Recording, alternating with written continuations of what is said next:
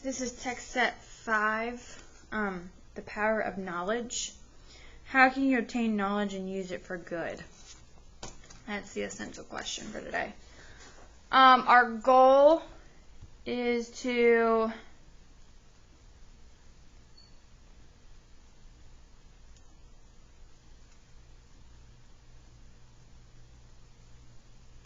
notice the writer's use of repetition. If you had to leave your home suddenly and you knew you might not come back for a long time, what single item would you choose to take with you? Would it be hard for you to choose? We're going to read a book about a boy who had to leave his home for a very long time because of a war. He had to make some difficult choices. Think about why he made the choices he did as we read. The book is called The Treasure Box by Margaret Wilde, illustrated by Frary Blackwood.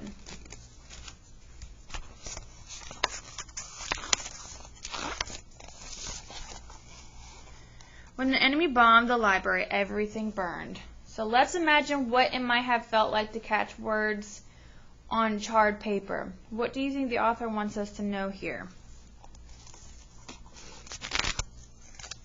Look at that. Charred paper. Charred paper, frail as butterflies, fluttered in the wind. People caught the words and cupped them in their hands.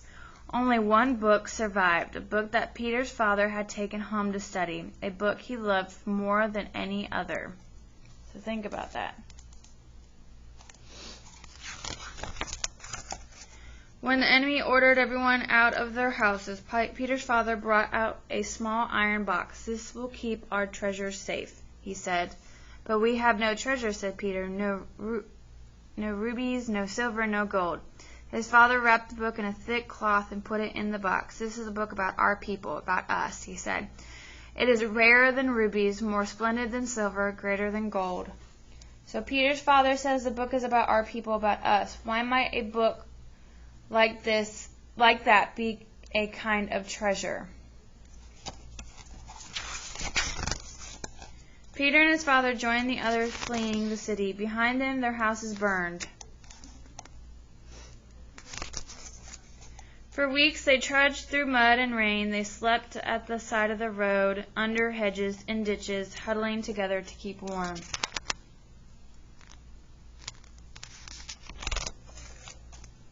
As the days went by, Peter's father became very ill. He whispered, "You must be brave for both of us, and promise me you will keep our treasure safe."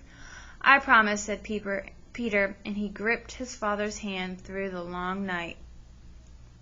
So where do you think the people were going? And why was it taking so long? In the morning, the other people helped Peter bury his father and say goodbye.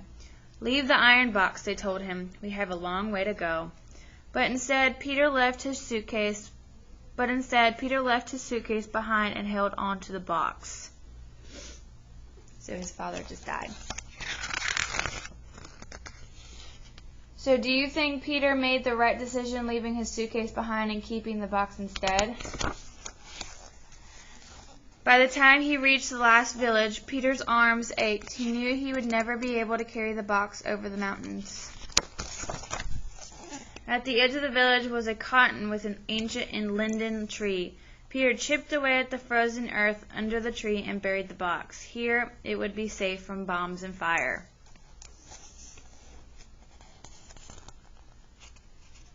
So Peter has another decision to make. What do you think he will do with the box? Obviously, he just buried it underneath a tree. During the following years, as Peter grew from a boy to a man in a strange new country, he often thought about his father and the book he'd loved more than any other.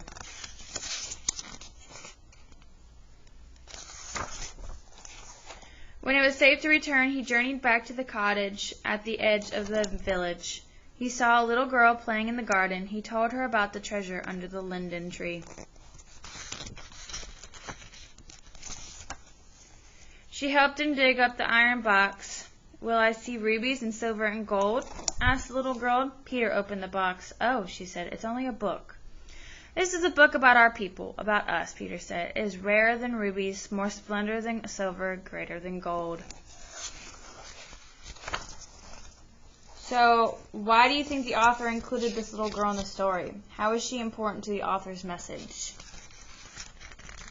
Peter took the iron box back to the city where he had lived when he was young. There was now a new library with new books. He put the book back on the shelf where once again it would be found and read. And loved. Okay. So our question was to notice the writer's use of repetition. What was the thing that he repeated? What was something that he repeated in the book?